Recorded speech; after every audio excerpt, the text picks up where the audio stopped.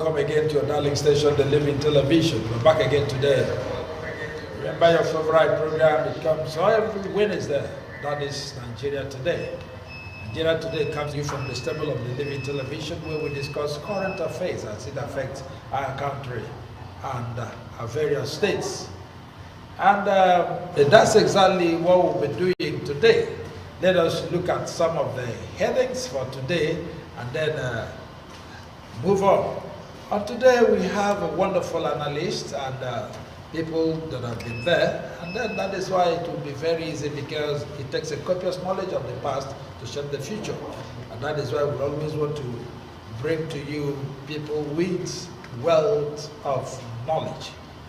Having said that, in today's Nigeria Today, we'll be looking at the threat by the Shettima Tinubu lawyers to the judiciary. After which we will also look at the fuel hike, the pump price hike of PMS, that is a premium motor spirit known as petrol. A lot of people, some places, even in Abai here, are buying 670, 650 naira and so on. As against 540, people are still lamenting about that. Away from that, we will also look at the NCDC of the new disease in town called anthrax. These and many more will be coming your way. From my far left today, I have Honorable Emeka Ihedru. Honorable Emeka Ihedru is one of the pioneer politicians and legislator then in the then Second Republic in Abanot, here. Emeka Ihedru is also one of the members and the chief executive of the then Nollywood as we speak, and we refer to him as Nzemosu. Honorable Emeka, you're welcome to the program. Thank you, moderator. Good day, Nigerians. After him, I have Honorable Tony Abanyim. Honorable Tony Abanyim. Incidentally, is also the two of them worked together in the Legislative Council of the then Abanot. Honorable Abanyim is not just a politician, he's also a media personnel. Honorable, you're welcome to the program. Thank you, Prof, for having me. Our esteemed fans and viewers, we appreciate you for being there. All right, today the PDP on Monday criticized what it described as a threat contained in the written address by the lawyers of President Bola Tinubu and the APC to the Presidential Election Petition Court, asking the tribunal to dismiss the petition of Obi and the Labour Party. Tinubu and Shettima's lawyers argued that Tinubu scored 25% of the lawful votes cast in the FCT, and any other interpretation will lead to anarchy and chaos in the country. The publicity secretary of the PDP said that the written address is subversive, an affront to democratic order, and an assault on the corporate existence of the nation. I would want to start with you, Honorable Ihedru. Now, the council led by, the team led by Olanipe Kunsan had said if that thing is not worded to Tinubu, that there will be anarchy in the country. And then are they forcing Nigerians to believe that it's either Tinubu or nothing? Thank you, Prof. You see, the thing is, as a Nigerian, that news came to me as it was a big shock to me. I was, to say that I was disappointed that somebody in the person of Oladipo SAN who say a thing like that, who issue such a threat to the judiciary in which he belongs. It's just to say the least. Nevertheless, I think he would also want us to recall that either last week or a few days before that, before Oladipo issued that threat to the judiciary in the open court, the President Tinubu pleaded he said, please make sure you do not disqualify me because of I could not score 25% in the FCT. Yes. Which goes to say that what Oladipo said was the voice of the president. So that threat came from the president, and also he is representing the president. You understand? So, and it's a written address. It was not a joke. So this is, they are trying to ambush the judiciary. So, and the judiciary has to rise up to the occasion to let Nigerians know that we cannot be twisted and we cannot be ambushed, and that this is not justice for self. That's what they have to prove. Because under normal circumstances, by that threat, I see it as treason. Yes, honestly, because what is the bone of contention here is the seat of the president. And the people that it is on their table now to determine whether or right that, which one way or the other, is the judiciary. And you are issuing this kind of threat to them. And the security agencies allow it to lie low. And the judiciary is not reacting to it. They just, like, everybody's like trying to applaud it. Okay, Honorable Abanyim, looking at this, do we also assume that they are accepting defeat? Well, I think so, because what Oladipo is trying to tell us is that the old order is gone.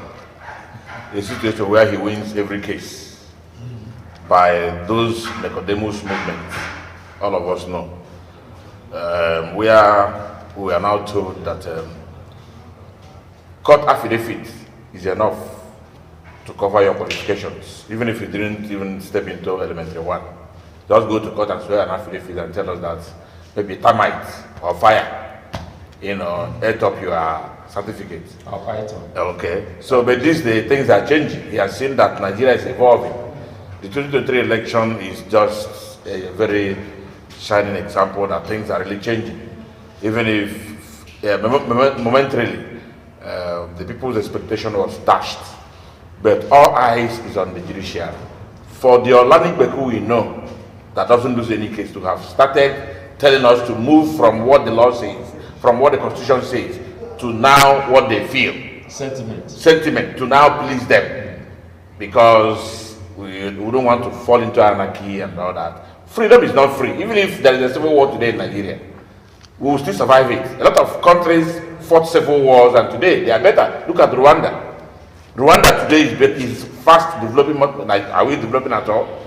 Rwanda is the fastest developing country in the world today. Rwanda today produces Android phone. Kigali, the capital city of Rwanda, is one of the cleanest cities in the world today. And Nigerians are pushing and traveling. Everybody's now, even your girlfriend will tell that I want to travel to Rwanda. That's what they now. Girlfriend of mine. Okay. Probably you don't have any as sent prof. No problem. But let me tell you that if you get any side chick now, her only demand will be to get her a passport, and she wants to go to Rwanda. And look at where we are today. So what are we trying to say? That the law has caught up with them, and they are trying to intimidate us. I want to tell you that Nigeria is on a life support. Nigeria is in coma. The future of this country is in the intensive care unit. And what will dictate and decide its survival is the outcome of this presidential election. The outcome of what the judiciary will tell us at the end of the day. Because it is crystal clear that all the constitutional requirements that makes you qualified to contest the election, all the constitutional requirements that decides the scores you get in an election before you be declared winner, the APC candidate is almost out of the entire prerequisite. So they are now trying to whip up sentiment. They are not trying to tell us, oh, let us give it to him, to avoid anarchy.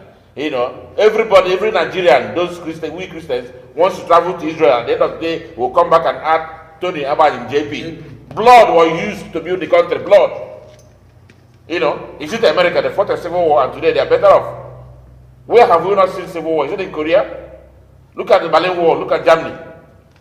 So let there be trouble, and let's get it right. Let that anarchy come today. so that we get it right. If it will ever come. All right. One worse things have happened in this country, and there was no anarchy. And for him to suggest that is a threat to Nigeria. Yes, it should be questioned. Who is going to ferment the anarchy? Which means there is something they are brewing. Well, you don't even bother, because this is a lawless state, a situation where the central bank governor is now being charged of being in possession of firearms without license. I don't know how much the license is. Sponsoring terrorism. Okay. And at the end of the day, somebody somewhere in the Niger Delta who came and took photograph in the presidential villa with the president. Yes. And on national TV, yes, was came and was showing the whole world AK-47 and threatening that nobody can arrest him. That if he has arrested, the country will go down. And nothing happened to him. So what do you expect? All right, away from that, anger, frustration, and despondency are the situation as Nigerians weep for Nigeria over the high pump price of between 600 to 700 per litre of PMS, that is petrol. And the Nigerian Labour Congress, NLC, has said that this is nothing but to increase or rather impoverish Nigerians the more. And the NLC has equally said that they are rejecting this pump price. Let me start with you this time, Honorable Abani. You know, recently, the moment Buhari was sworn in, on that day, his comment, the first comment, Tinubu, was the removal of the fuel subsidy. Right there and then, from 200 and something naira, fuel skyrocketed about 550 naira. Just yesterday, now it is about, in Aba here, so about 670, 600, 650, and so on. So what do you think? What are we expecting from this government? Well, Bob Marley once said in one of his songs that in a society where criminals and ungodly people make law, you don't expect justice. That's Bob Marley. The man who is in charge of an NPC, who you can't even find a liter of kerosene in his backyard, his northern village, is now controlling an NPC. The other man who controls the regulatory body, I don't know what they are called, is also from the north. You can't find nothing crude at his backyard in the village. They are now telling us that the market price will force it down. And instead of forcing it down, it's now going higher. Today marks 51 years of Tinubu's administration. And what we are seeing is 51 days of frustration, 51 days of agony, 51 days of uncertainty, 51 days of skyrocketing of everything. You increased pump price, you said you removed subsidy without plans. The only lifeline we have in this country, the only thing, so to say, government does for us in this country, because this is a country where everybody is its own government, where you do everything for yourself. If you don't have money to take your wife to the hospital, if she's pregnant, she will die in your bedroom. If you don't have money to take your children to the hospital, they will die just in your very before. If you don't have money to build a house, you don't get any mortgage anywhere. You do everything for yourself. If you're a policeman, there is no insurance for you. If you die, the next day, your wife will be chased out of the barracks, and we are complaining they are collecting bribe. The soldiers the same. In a country where snakes and monkeys swallow money. In a country where 407 billion naira was found in an account of a man who doesn't have really nothing doing, just because the wife is either a staff of one bank or the other. In a country where the president will travel and there will be an announcement at home that 800 people were killed, he will make sure he concludes and round up his job before coming back. And if he even comes back, he wouldn't even comment on it. He wouldn't even say anything on it. But in America, just one person will die. Just one person is shot down anywhere, either by whatever means. And the president will instantly return to US to address the issue. In a country where a contestant won an election and say, my election was free and fair. In 2011 or 15, 800 people were killed. And in my own, only 26. Where does this thing happen? So I want to tell you that we are really in trouble. We've resigned to fate. It's like they took our names to the shrine. We can't do nothing again. I can remember in 1994, 5 naira a liter of fuel Kokori and Pengasson and Nupeng, you are aware, increased petrol to 11 naira and the whole country was shut down by Pengasson and NLC. Yeah.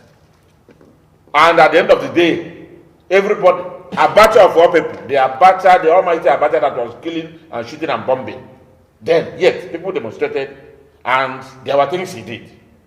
And in 1999 and 2000 and all that, the same Oshomole today, who was part of this constituency of the poor, constituency of the complainant we are now, has now left us and now is the bourgeois. After riding from the privilege we gave him to become a two-term governor, packed all the money on earth, went and married a 22-year-old girl, pretty lady, and today he's a senator. He is now the one that who told us that the removal of subsidy is a sacrilege. Today, because it's better off, he's now part of those that negotiated with the industrial court. The judge now gave them an injunction stopping the same NLC he belongs to. The same NLC he trained those activists there how to protest when the government is going against the people. He now got a judgment stopping the only hope of the people to protest, the NLC. We are trapped. All right, Honorable Yedu, you've had it all. And then, looking at this, the hike, it is not just about the pump price. It's going to virtually affect every other thing. And this is another way of talking about inflation. Yeah, you know, the economy of Nigeria revolves around the petrol. We are operating a petrol-driven, a generator-driven economy. Yes, every sector. The electricity is not working. It's true. Every other thing in this, in fact, before you build, whether you are diving into the hospitality industry, you're building a hotel or you're building an industry. First of all, you must make adequate arrangements for generator, because the electricity there is just formality. It doesn't work. So it's a generator-driven economy that we are operating. And now, this morning, as I was just coming to the studio here, I saw a few vehicles on the streets because people could no longer drive their vehicles, and the transport fare has, jumped up. So you don't blame the tricycle operators. You neither will you, and you don't blame anybody. Now it's like, in fact, I could see the anarchy that already Bekun talked about. They are the ones engineering it. They are fermenting it. They want it, not even through the judiciary. By this hike on pump price of petrol, they are, in fact, telling Nigerians to our faces, what can you do? And now, the last administration, always use the word, talk to them, their language they will understand. And Ngige once said that it was the twilight of that administration that Nigerians can always adjust. And they said they removed the fuel subsidy. Nigerians adjusted to 550 naira and above per pump price. Now they say that they have adjusted. They allowed us some few days. Now they have increased it. This thing will, at the end of the day, get to 1,500 naira or more. Yeah, or more. No, if sometime a liter of fuel was 5 naira. Yes.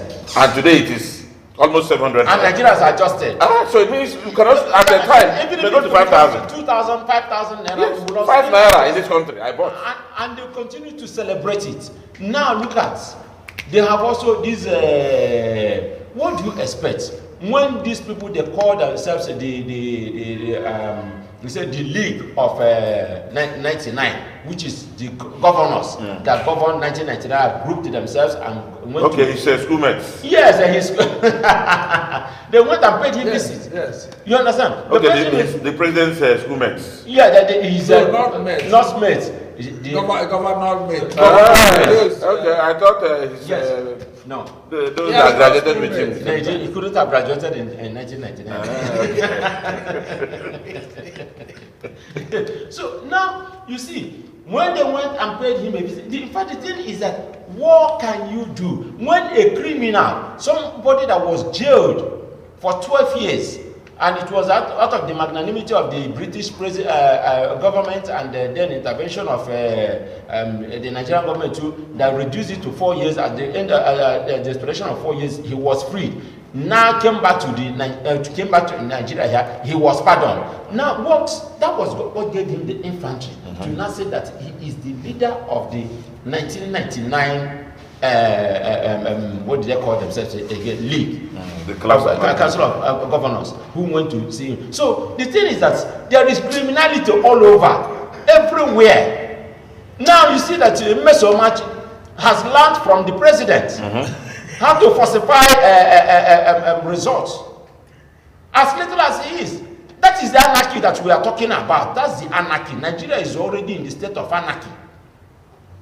Okay, I'll still come back to you. President Bola Ahmed Tinubu has directed the proposed 8,000 conditional cash transfer program, which is a palliative to bring succor to the most vulnerable households by reviewing it immediately. And Mr. President assured Nigerians that the 500 billion naira approved by the parliament to cushion the pain inflicted by subsidy removal will be judiciously used.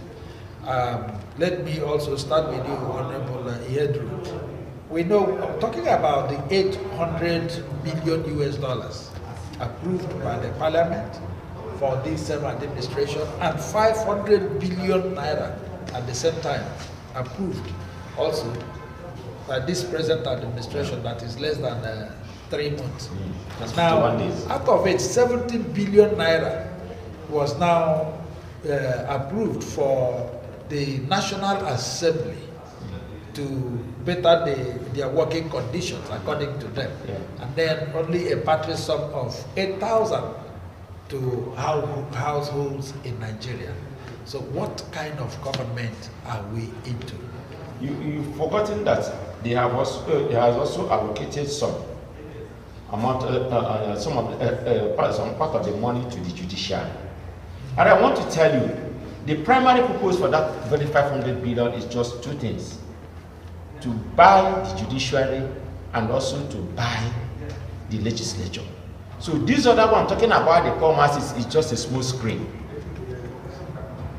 You understand? It's just to use this one, the one for judiciary is that's why I said earlier that what we have in Nigeria is justice for sale. So by the time he gives that one to the judiciary, judiciary, they don't talk. They don't address the press. They only whatever, they just do their thing, and they see themselves as Lord. Whatever thing they say is not just law, as they are lords. Whatever they say is law. Listen, let me tell you. The legislative arm has come out to try to explain. Even while trying to explain their way, and they ended up roping themselves in. They forgot that money was a loan, and still a loan. They are now talking about telling us as if talking to us as if the money is a grant. So now that having been made public to the whole Nigerians, that this one is to buy the legislature so that they will give him, is it not justice, but they will give him ruling. They will rule in his favor, and then the National Assembly will always pass for him whatever bill he brings before them. That's just exactly this. Forget about the 8,000. What he said that he's going to review? He's not saying that he's going to review the one that is going to the legislature. Neither is he reviewing the one that is going to the judiciary. It's the one that is going to the 8,000 naira. That's one he says that he's going to review. And let me tell you, he borrowed this money, he's giving palliative, and the fuel price has moved from 550 naira to 750 naira, even still going on. So, my brother, the thing is this: review or no review, these people are taking us for a ride. I think it is high time that Nigerians wake up. If it is now or never. In fact, the anarchy, the thing that this word anarchy came out from them. Nigerians have to pick it up from there. We have to let the judiciary know that from now that they have not even given their ruling, that if they rule against Nigeria, because any rule against democracy, any ruling against democracy is ruling against the people of Nigeria. And anything like that, Nigerians will give them that anarchy that they are asking for. All right, Honorable, talking about this, Mr. President's review of the 8,000 naira, a lot of Nigerians are saying no to this. To them, the party sum of 8,000 naira sounds as a mockery to Nigerians. And then the president is talking about reviewing, not reviewing the 70 billion, but the 8,000 naira. I don't know why they are calling it palliative. Palliative is like dashing me money. This is a loan you borrowed on my behalf, which I'm going to pay. And you said you are palliative means you want to solve my little problem, my problem temporarily. It's not, you're not solving any problem. You are causing me more harm. So there's no palliative anywhere. They are borrowing money for us, and Nigerians, we are corrupting and are saying, don't borrow this money for us. We don't need the money. Don't review anything. Let the National Assembly not pass that not give any approval to that borrowing. Nigerians are saying between the south and southeast and northwest and north central, everywhere in Nigeria, the so-called poor masses. I don't know the parameter which they use to measure who is poor in Nigeria and who is not poor. What I have in my account is only 400 naira this morning. So I don't know where they will rate me, Then the poorest of the poor that doesn't have account number, which Central Bank governor told us when the BVN thing was, introduced. They said that out of 220 million Nigerians, there's only 20 million that have a functional bank account. And out of that 20 million, this my 400 naira is part of it. So you can imagine. So we are saying Tinubu, our federal government, I don't know, because government is a continuum. Let the federal government think about palliative. Even without the removal of the subsidy, we still need palliative because nothing is working here. Energy is not functioning. Our roads are bad. No security. High cost of transportation. High cost of habitation. You can't buy a bag of cement any longer. So we need the palliative. We need all of this before the subsidy removal. What we are saying is let him use that 8,000 naira and rebuild our refineries. Let them let there not be a monopoly of importation of petroleum product. Let them, if you have money, apply and they'll give it to you. You can imagine that the same palm tree that made the southeast what we have, that made the southeast one of the fastest growing economies, in the 60s and 50s. Do you know that Nigeria is importing 100 billion naira worth of palm oil this year? Malaysia came here and took palm seedlings. We even helped them to pack it in the ship and they took it to Malaysia, and that is what has made them Asian tigers today. And we are here lazying about. We're here talking about crude oil. Where what is ready now, what is popular now in the world is knowledge economy. Norway is living in a very cold land. Finland, all of them. Korea. You can't find a bottle of kerosene in Norway. But our boys go there and come back here millionaires. Why? Knowledge economy. So let nobody palliative anything. We are not interested. Let them not go there at all. The best thing they have to do for us is to first of all fix the system. I don't know why this copy and paste kind of policy, because all he's trying to do is all to be an article, so to say, promised to do for Nigerians. And he didn't go back to ask them, I've won this election, come. We were brothers before we became politicians. Tell me how you wanted to do that, your subsidy removal. There are things, you don't put the cart before the horse, or the horse before the cart. There are things they should have done before they start talking about this subsidy removal. They couldn't do it. Nobody talked about the minimum wage, the 30,000 naira they promised. Are they paying it? Okay. You can imagine. And they are talking about removal of subsidy. So a liter of petrol is 190 something naira when people were paid 18,000. And you increased it to almost 700 naira, and they are still being paid 18,000. Oh God.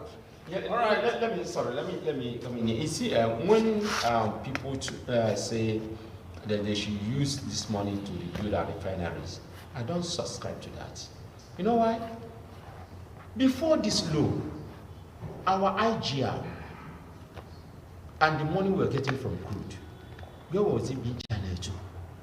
So does it mean that the turnaround maintenance that they have been telling us and year in, year out, their budgetary provisions have been accommodating it, where have it been going? So does it mean that we cannot fix our refineries without borrowing? Okay, granted that we will have borrowed. Can't we use this for some other things? Okay, now if they say that they're going to give this palliative, just like the Honorable said, that is a slap on the face of every Nigerian. An insult. A very big insult. So in Nigerians, when they say that it is there out there on record that over 30 million Nigerians are living below the poverty line, and you said that you're giving to 12 poor Nigerians, 12 million poor Nigerians. What happened to the other 8? All right, wonderful viewers, that's a wonderful question. What happens to the other ones? I remember talking about rebuilding our refineries. The Just God administration talked about billions of naira, voted for refineries, especially that of Port Harcourt and so on. And they also gave us a date that refinery would have been functioning. Until date, nothing has been heard. And then one wonders what is happening. Talking about oil removal, and yet we don't have a functional refinery, but Nigerians are happy to celebrate with Dangote with the one he built. What a country. We'll be going on a very short break. When we come back, Nigeria Today continues. Don't go away, keep watching Living TV.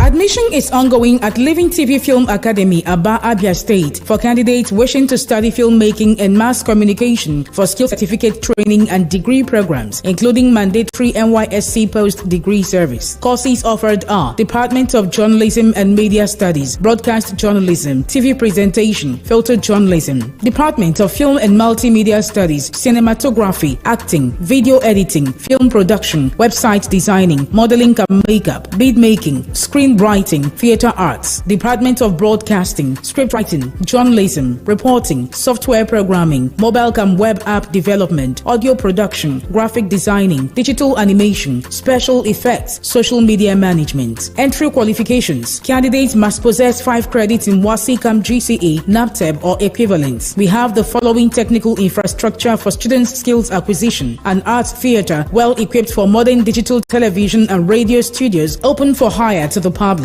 an audio suite for music production, soundtracks, sound effects, jingles and voice-over, etc. A 50 feet by 40 feet chroma studio, largest in Africa for special effects. World-class rendering facilities for post-production rendering, animation and cartoon technology. Assorted professional cameras, drones, etc. A film village with epic and village houses for theatre arts and epic films making. Our studies are skill-oriented with well-qualified academic and technical teachers. We also admit students on industrial training and internship from other institutions. Professional license will be issued to graduates to practice as professionals by Bollywood, a registered professional organization for filmmakers. Wow, what are you waiting for? Rush now and obtain our admission form with 2,000 naira only at our main campus, number 1 Judges Road, 5th floor, former UBA House by NEPA, Waterside Descent, Aba, Abia State, Nigeria, or visit our website, livingradio.com.ng, the academy, www.livingtvfilmacademy.com, email livingtvfilmacademy@gmail.com, or call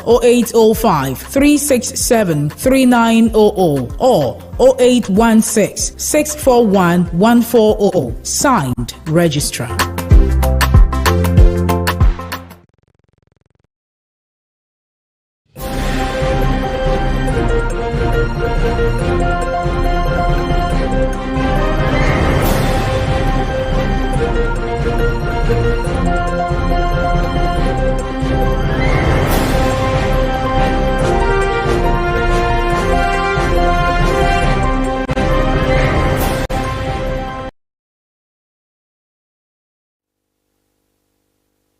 Wonderful viewers, I'm glad you're still there watching your darling station, the Living TV. Remember, it's still your favorite program, Nigeria Today.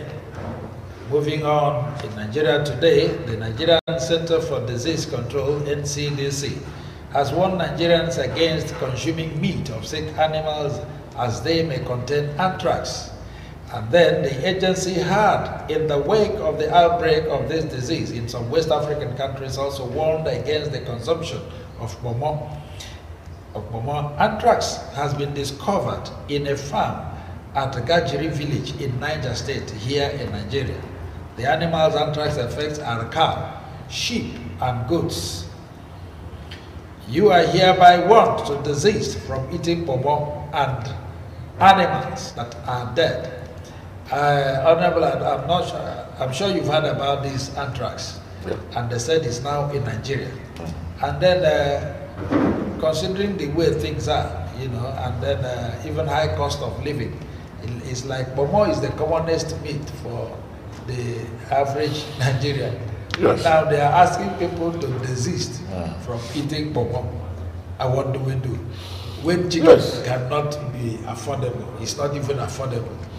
Yes, some years ago when we were small, my father was a teacher. And you know, in those days, teachers leave, not this time around, they leave the house very late in the morning with the first meal. And as early as 6 o'clock, they've already taken their breakfast. Come back by 1 and they will just come back hungry. After talking and shouting in the class, definitely the man must have exhausted their energy. They will eat again. And before he goes into the writing of lesson and looking into his books, you know, he makes sure he eats before the lesson note writing and review. And the prophet came to my village and told my community that we have to embark on fasting 6 to 6. That what he saw was just an anarchy, just like Olanigbek. That people will die. That he saw demons coming from the hillside, from the mountainside of my village with club, knife, and gun. You know, that the implication that they are coming to kill everybody in the village in mass. That we have to embark on a 6 to 6 dry fasting. After the instruction, my father raised his hand and affirmed and confirmed the prophecy. He said, nobody has died already. He said, what? Somebody is dead already. That he started teaching at the age of 17 and he's 6 now. And you are telling him that he will fast from 6 to 6 to 6 in the evening. That somebody is dead already. That is more than will go. That the prophecy is real. So there's no point. Fasting.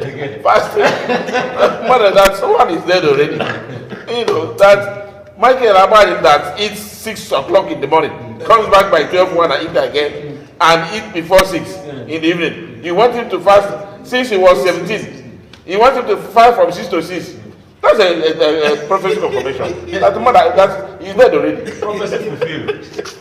So telling a Nigerian not to eat kanda because he will die. Mother will go. We are dead. So what can we do here without kanda? Tell me. Is it the soup? Is it the African salad? Is it the pepper soup? The cow tail? The nkwobi? You know, and the doctor is telling us, the matured ones like you and me, to move away from beef. Yes. And the beef is not even affordable. You know, a large chicken now is about 7,000 or 10,000 naira. Even the Tinubu's 8,000 cannot buy one chicken. And you are telling us to move away from what we are known for. A household product, Bobo Kanda. Oh, goodness me. Let me tell the director of the disease control body. What they have to do is look for some other thing to tell us. But that of this one will go into the bush meat thing, the Kanda, to leave it. For who? No. God will save us and saved us from Ebola and the so-called COVID. You know. So that's just what I want to tell them. Let them leave that area. God is a Nigerian. Because what happens here doesn't happen anywhere in the world. A friend of mine brought a Korean here, for survey of where they will site an industry. And I was in the vehicle with them. We got to Brass Junction and you see KK people crossing like this. Pedestrians crossing the other way, trailer, tanker moving at the same time. There's no police. The Korean man shouted that God is a Nigerian. That this cannot happen in Korea. No traffic light, no police officer, and yet nobody is dying. That God lives here. Okay, Honorable Yedru, they're talking about these anthrax. They say it's a disease and it's gotten from animals, especially when animals are sick and so on. that those whose maybe your goat is sick and then they want to kill and eat. He said no more. And the thing has just entered a Niger state here in Nigeria, and that people should desist. No, we don't have a medical doctor here, but the NCDC has warned. And then considering the things, because I think that that momo is just the thing the commonest man can always lay. Afford. Yes. Not that you can buy with, that's the only part of meat you can buy with 1,000 as we speak, no matter how small it is. And then this thing is coming up, and these self-inflicted austerity period. So from the professor, my brother. That's exactly what I wanted to This thing has been discovered, according to them, in Niger State. Yes. The same Niger State, in the recent months, how many people have been killed in that Niger State by bandits? Niger State people are already dying in their tens and hundreds. You understand? So why is he afraid of one person dying after eating pomo in a state where we have lost about hundreds of people? You understand? Yes. So now there is insecurity everywhere. So talking about food insecurity is a minor to is just the list of insecurities that we have in this country. So let him not just tell us about, let him save us that. It is better that somebody after eating pomo died quietly in his house than being killed by because you feel symptoms, you become sick. Yes, that and you'll be able to talk to your family members. You know that if that death is confronting you. Yes. You understand? So you'll be able to talk to your family members and you console them and hand over whatever thing you have to hand over to them. You understand? Say your at least make your parting speech to them, rather than being killed by the bullets by bandits. You understand, or any happy trigger person. So let them just save us about from that. You understand? Let them hold it. They will know that they are there. You know, sometimes they talk to the media. Some of them are afraid of cabinet reshuffle that could affect them or something like that. Removal because the DG is a DG office is tenurized office 5 years, but can be suspended by the president. So we just want to let Nigerians know that there is a point like that they are still doing their work. We appreciate him. You understand? But we have more insecurity in this country than to talk about food insecurity. People are dying out of starvation and hunger. They are not talking about that. They should tell us, and Tinubu is talking about 8,000 naira per month to 12 million households. Insult.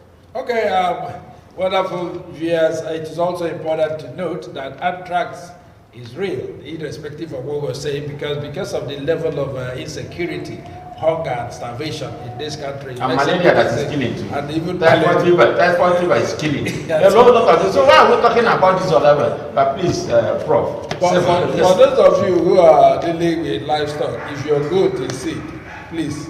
Go and organize the burial ceremony for the goat. Bury it, don't eat it. Okay. If the cow is sick, please bury. If it dies, don't sell. Don't give to anybody. Bury it, okay, so that to avoid this disease called anthrax. All right. Away from there, the former deputy national chairman of the PDP, Chief Olabode George, yesterday warned that the 1999 Constitution will continue to hinder Nigeria's growth if not changed.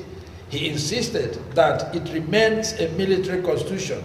Chief Olabode George insisted that implementing the recommendations of the 2014 National Conference report will lead to Nigeria's rise. Honorable, let me start with you. You know, talking about this 1999 Constitution, a lot of, even during Jonathan's time, almost every president that comes around talks about it, except for those of them who moved from military to political presidents, and always talked about this 1999 Constitution.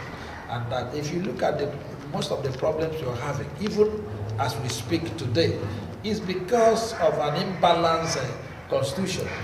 And if you look at it, because Nigeria is an acculturated society with borrowed constitutions here and there, and the thing is not favorable in any way. And this man is saying this thing. And no matter what everyone says, we thought Jonathan was going to do this thing, right? Even when he held his own conference, but nothing has happened. So what's your take on this? Well, you know, in Nigeria we pretend a lot. And that's why God is angry with us. And things are not working any longer. As far as the system favors you, even if it is the devil that gave it to you and everybody is aware, as far as it favors you, no problem, it's proper. You know, that's why the APC and its members are attacking the EU for coming to say that there are skirmishes in the last election. You know, and they forgot that you don't fight with the man who helped you to bury your father. I don't know how they've forgotten that the Paris Club and the London Club, they are all there and we're owing them. And they are here now attacking EU. You know, so in Nigeria, as long as it favors you, no problem. Good luck, Jonathan. I will continue to hate him. Because he had the opportunity to right the wrongs in this country. Good luck, Jonathan came from the constituency of the complainants. That's the constituency of the poor. And he was privileged because of the environment he came from, an oil producing area. He got scholarship to go to school. He could have ended up a fisherman or one truck pusher if he comes from the upland. But God helped him to go to school. He was a teacher, a classroom teacher at Bowl Polytechnic. Teached when there was nothing in teaching, when the reward is in heaven. And eventually he became the president of Nigeria, just like play, like comedy. From nowhere, Lemesia came and became governor, wanted to be governor in 1999 when they were in Umpadek, and he was, two of them were represented by Asa. And Alamesia was looking for a very calm gentleman that would be his deputy, because both those that are contesting for presidency, governorship, and council chairman wants to get a Mugu as their vice. And he saw Jonathan as a lame dog. You know, he picked him, and at the end of the day, Alamesia turned himself into a woman and ran into trouble and was chased out of the government house. Jonathan became governor. And Peter Odele was struggling and did everything, went around the country just like Wike did to become president. Everybody was just seeing that Odele as going to win that primaries. One thing led to the other, he was knocked off. Yaradua became the candidate that won the election, and the candidate, and they started shopping. Obasanjo started shopping for a very perfect match for Yaradua. They were told, those around him were told, it was alleged, they told him that using Odele would be a problem for Yaradua because Odele is desperate. Then Jonathan has already become a candidate of PDP in Bayelsa to run for that election, governorship election, and he became president, vice president, and the man they were, because you told me, give me that idea that said that anybody who is born to drown must surely die by water. Yes. Even if it is a spoonful of water, yes. He must die by water. The man they projected that would die, somebody will kill, eventually die by himself, and Jonathan became president. What a miracle that has never happened anywhere. This man couldn't remember to right the wrongs in teaching profession. The university lecturers are still complaining up to today, except this strike that has impact on last time that lasted for 8 months. Since Nigeria was, amalgamated, the only time ASU, university lecturers went on strike and stayed for 6 months, and their colleague was the president, couldn't do anything. This man, who knows what it means to go to school barefooted, and he told us that. Couldn't right the wrongs in the education system in the country. Couldn't make teachers' welfare a priority, just like in India. Today, India is one of the fastest growing economies. India, just last week, went to the moon on their own, without anybody's support. And we are still here talking about the election. We are still here talking about the palliative, 8,000 naira. India went to the moon. In India, teacher's salary is first charge before you talk about security vote. You pay the teacher first. And here, teachers will be owed for 13, 14 months. And one governor will pick the microphone and tell you that in this other state, they are owing 17 months. We are owing only 6 months. Oh my God. Jonathan could have been the person to right the wrongs in this constitution. A constitution that deprives you the right of a natural endowment at your father's backyard, where billions of dollars are being generated at your father's backyard, and somebody from the desert is enjoying it.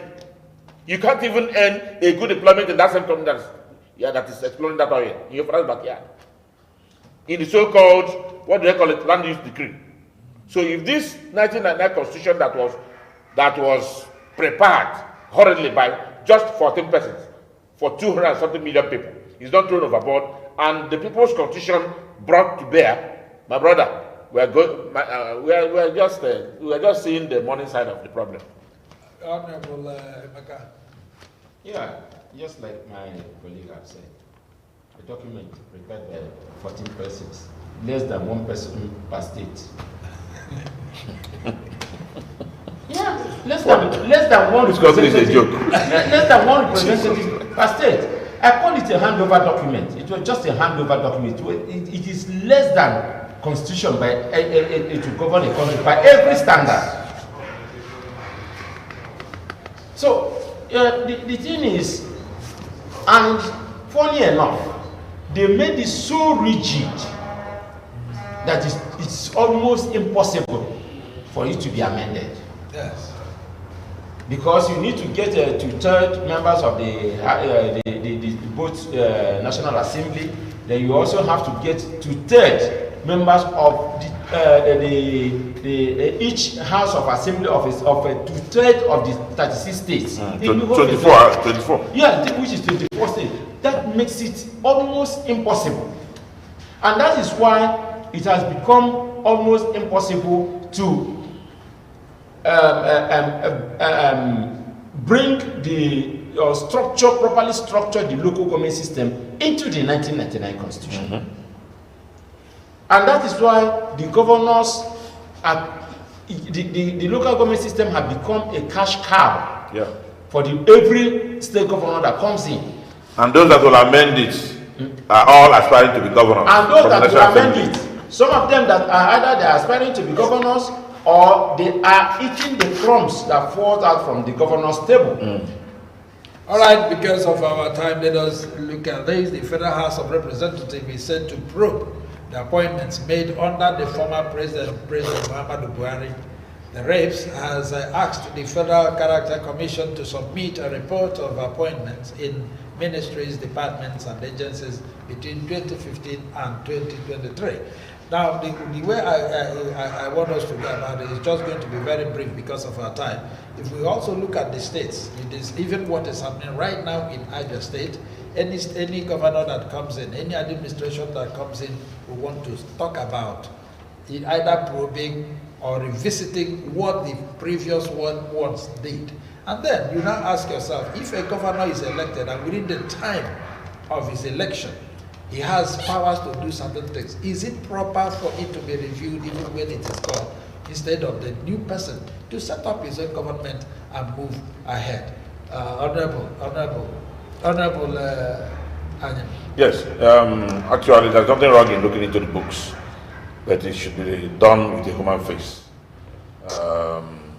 Somebody threw up a joke somewhere that Ojikali became governor and he modernized Abia. T.O.J. became governor and he Bekunized Abia. Few years later, Okisi Bazu became governor and organized Abia. And today, and today they are saying somebody from Aro that is trying to Aronize Abia.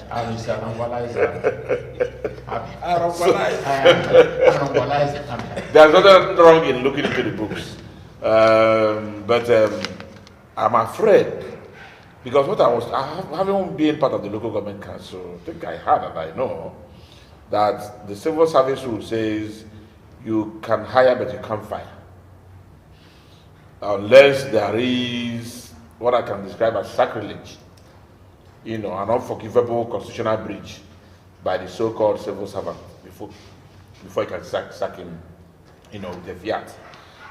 If not, what I'm seeing going on in Abia, that this government, lawyers in Abia will definitely smile to the bank because virtually all those sacked will be heading to the courts.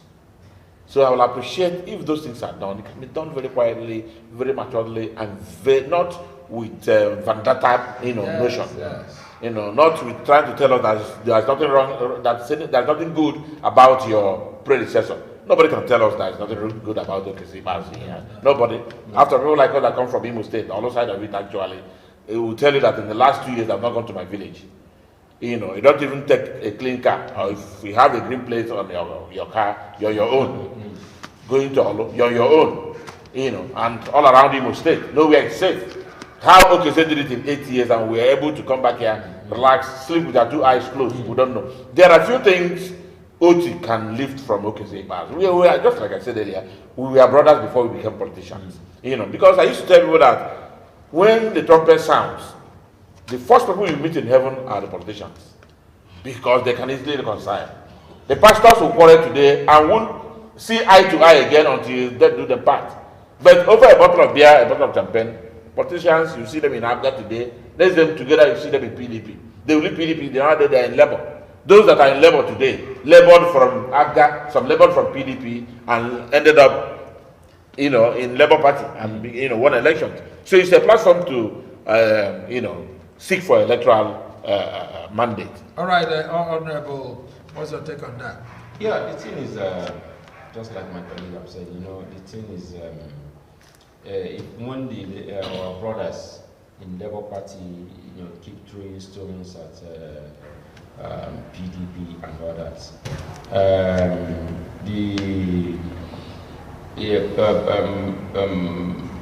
our governor today, Dr. Shettima, was groomed politically by the PDP. That was his first political party. You understand? Yes. And in that party, he aspired to be governor. You understand? So his political history cannot be complete today without mentioning PDP. So if there was anything he learned, whether success or failure, he learned it, picked it from PDP. You understand? So this thing now that he's doing, well, I wouldn't say that he has done badly anyway. It's part of the political games that he's playing. These are some of the initial criteria that comes with changing of office and taking on pattern from another. It's still there. But then let him just try to concentrate with the duties of his office and allow some other things, to play out naturally. That's just my own take there. So that we also should learn from what happened to Emeki Eba in Imo State. Who came and started with attack, demolishing this, demolishing that, at the point, the same people that elected him said, no. We did not let you to come and start attacking anybody. Leave the things that have been built there with Imo State, Imo Lights money. So leave it there. But he went ahead, including destroying Akachi. And then when the Chi that had the Aka now decided to destroy him, and that was his end. Yeah, remove his head, and that was his end. So let us learn from this thing. All right, wonderful viewers, this is the much we are going to take for today. I am very happy and glad with you that you are there. You watched the program from the beginning until now. Keep watching other programs of the Living Television. From my far left is Zay Musu, Honorable Emeka Hedru. We are pleased to have you here today. Thank you so much. It's my pleasure. And Honorable Tony Abani, we are glad to have you in our midst today. Yeah, evil strives when good men refuse to talk. So we are, by the grace of God, there are a few good things we know and we'll continue to say them until the wrongs, are done right. All right, our viewers, that's the much we are going to take today. Remember, issues of the moment will be coming your way on Friday, and we're going to discuss a very wonderful topic you will also like to be part of. So keep watching Living TV. And this is your anchorman, Chinedu Madiele, signing off for now. Bye, till I come your way again.